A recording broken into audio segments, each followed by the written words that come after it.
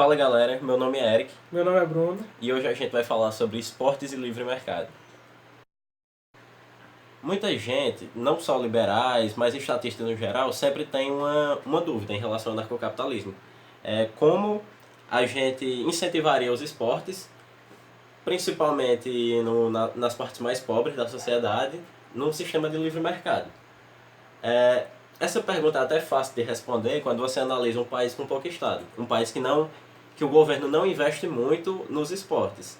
E é por isso que eu chamei meu amigo Bruno, porque ele entende muito bem do assunto e também entende muito bem de mercado. Então vai ser mais ou menos uma conversa hoje, mais focada nas experiências pessoais e em alguns dados também de economia e praxeologia. Bruno, como você acha que o mercado sustentaria o incentivo ao esporte? Não, o sistema de livre mercado ia basicamente sustentar o esporte por meio do patrocínio mesmo e da própria ele tomar de conta, ser responsável totalmente pela base do esporte em geral, até a realização de grandes eventos, né? Porque, por exemplo, eu tenho um campo de futebol, até nessas favelas mesmo do Rio de Janeiro. Sempre vai ter um campo pequeno com crianças jogando. E sempre na história do Brasil saíram grandes jogadores da favela e das partes marginalizadas da sociedade. O que é que A grande acontece? maioria dos jogadores sai daí, né? De futebol de rua, de praça, de... Você vê que muitos clubes hoje criam campos Sim. comunitários para que as crianças vão jogar e que eles consigam lá achar novos talentos. Aí você já entra na questão Da ajuda social, que esse campo vai estar lá na localidade, né? Além da ajuda social, vai ter a questão da propaganda que o jogador vai fazer. Sim. Porque se tu descobre um jogador, é bom não só para ele, mas para tu também. Porque tua empresa vai ganhar uma credibilidade, vai ganhar uma confiança da sociedade como um todo. Porque a gente estava numa mesa redonda sobre liberdade de expressão quase agora, e é unânime de que a opinião das pessoas, sem a ajuda do aparato estatal, sem a influência do aparato estatal, sempre vai influenciar a tua vida. Porque se tu faz uma coisa que é moralmente errada em relação à cultura, muito provavelmente tu vai sofrer um ostracismo. Mas assim, não só olhando na cara o clube em si, mas o bem que esse campo, essa quadra, esse espaço de esporte vai causar para a sociedade. As crianças vão estar o quê? Realizando uma prática que elas poderiam, por exemplo, se não tem um campo, ela está fazendo o quê? Ela está no meio da rua, fazendo, sei lá, Deus sabe o quê. Exposto à criminalidade. Eu sei que é bem clichê você falar isso, mas de fato o esporte ele ajuda a tirar crianças de setores marginalizados de algo ruim. Por exemplo, o crime jogadores organizado. não vieram de favela, dominada pelo tráfico e viraram grandes craques. Tem Adriano Imperador, Romário, esses caras vieram de... E quem é que sempre? Quem é que sempre cuidou disso? Se você parar pra ver, nunca foi o Estado. Foi o mercado. Sim. Foi o mercado com vontade de lucrar, que foi lá na favela e tirou o rapaz de lá e apostou nele. Investimento baixo, que ele era um jogador desconhecido, disse ele tem futuro, investiu. E agregou valor. Agregou valor não só a ele, mas também a marca. Sim. Ao time, por exemplo, eu tô com essa camisa aqui do Santos, que o Bruno me obrigou a usar. Não briguei. Você tá vestindo a blusa do maior time do Brasil. Por favor, respeito. Não opinarei. Não. E você tem a agregação de valor, por exemplo, ao Santos e também a essa outra empresa aqui. Você já vai gerar a terceirização de agregação de valor. Bom, a gente falou um pouco de como a livre iniciativa pode ser responsável por ações pequenas. Ao início, a base de tudo. A base do esporte. Agora a gente vai mostrar um pouco como elas podem tomar conta de grandes eventos, grandes competições e tal. Temos vários exemplos disso. Temos, por exemplo, no Brasil... A Copa União. A Copa União, de 1987, que foi o quê?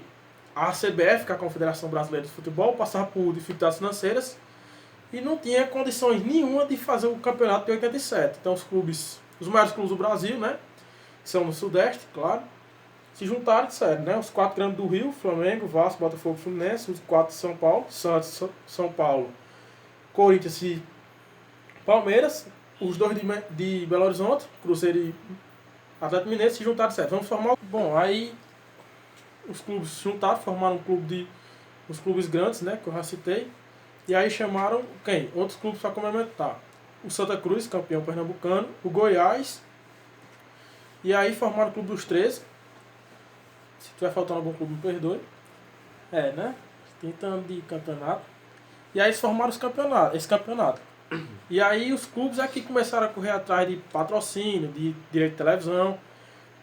E aí venderam os direitos para a Globo. O contrato deles com a Coca-Cola, que foi o patrocinador oficial do campeonato, patrocinou todos os clubes. Foi o maior patrocínio da Coca-Cola até então do futebol. Foi algo que marcou. E teve uma das maiores médias de público da história do Campeonato Brasileiro. E a polêmica é porque a CBF disse que era ilegal a prática de esporte sem a autorização dela. E manobras jurídicas, confusão, o rolo está aí até hoje, tem mais de 30 anos de futebol e até ninguém sabe quem é o campeão até hoje, se é o Sport ou o Flamengo. Atualmente está dividido o título, mas a questão é, a CBF usou de manobras jurídicas para embargar o campeonato e obrigar o cruzamento dos dois módulos, que pegou então Série B, os times menores, e obrigou a todo mundo a cruzar esses módulos, deu uma confusão e tal. Mas o campeonato em si, a parte de futebol, foi um espetáculo muito bonito, não precisou da organização da CBF nem da aparelhagem estatal para acontecer, entendeu? Os clubes conseguiram sozinhos tomar de conta do campeonato. E também nem a questão profissional só do esporte, tem a questão do esporte relacionado ao lazer, que aí já entra também a questão do Clube Antártica, que tu me falou que a empresa Cervejaria Antártica tinha feito um clube público. Um parque, né? Um parque público, cinema. Esse parque que virou depois, tem um estádio de futebol que virou o Palestra Itália, que é o que foi agora, foi reformado, mas que é o estádio do Palmeiras. E isso funciona abertamente ao público, mas com a questão de que a Cervejaria Antártica venderia seus produtos lá. O que seria muito bom para a economia da empresa e para o lazer do cidadão. E isso sem a necessidade de um Estado, do Estado intervir. Também tem, para efeito de comparação, algumas Olimpíadas. A gente separou a Olimpíada de Los Angeles de 84. De Los Angeles de 84 e qual foi a outra, que é o exemplo oposto? Foi a de Montreal, que foi antes, né? Que deu um prejuízo de 1,5 bilhão de dólares para a época. E a de Los Angeles acabou tendo um lucro, que até então não tinha corrido só uma vez na história das Olimpíadas. Uma Olimpíada de lucro, que era um grande gasto para a cidade, construir uma Vila Olímpica, estádio, instalações, trazer todo mundo, montar o aparato para a Olimpíada, que é um evento que recebe mais de 10 mil pessoas só de atleta, fora turista e tudo, era caro. Porque também entra a questão da terceirização, porque ó, você tem um evento que é essencialmente feito pelo Estado. E a voluntariado. Eu não estou dizendo que ele deva ser feito, mas tipo, as Olimpíadas que a gente tem hoje são essencialmente feitas pelo Estado. Sim. Se o Estado agir de forma inteligente economicamente, ele vai terceirizar isso, garantindo o barateamento de preço, melhora de serviço e tal. Isso vai deixar o preço tão baixo que talvez ele tenha até um lucro, não diretamente com os outros setores da economia, mas diretamente com a Olimpíada. Por exemplo, enquanto as Olimpíadas de Los Angeles gastaram só 500 milhões de dólares, as Olimpíadas de Inverno de Sochi gastaram 50 bilhões de dólares. De inverno, que é menor que a de verão. De inverno, que é menor que a de verão. Então, tu nota que o livre mercado ele tem o poder sim de investir no esporte, investir no lazer e investir nessa questão mais ligada economicamente ao esporte, como por exemplo o futebol profissional até as Olimpíadas. Mas quem, de certa forma, barra tudo isso com burocracia, imposto alto, é o Estado. É o próprio Estado que impede que o livre mercado haja e depois dizer que se não fosse o próprio Estado não haveria incentivo ao esporte. A questão tem a Copa do Mundo. Ele obriga você a pagar a conta de uma Copa. Você não acompanha futebol. Tu pagaria uma Copa? Não. Eu pagaria, eu gosto de futebol, mas não posso obrigar você a pagar a Copa. É antiético. O Brasil tinha condições de ter uma Copa? Não sei. Os rombos estão aí, né? Pra gente ver. A questão ninguém pode obrigar o outro a pagar uma Copa do Mundo, que é um evento caríssimo.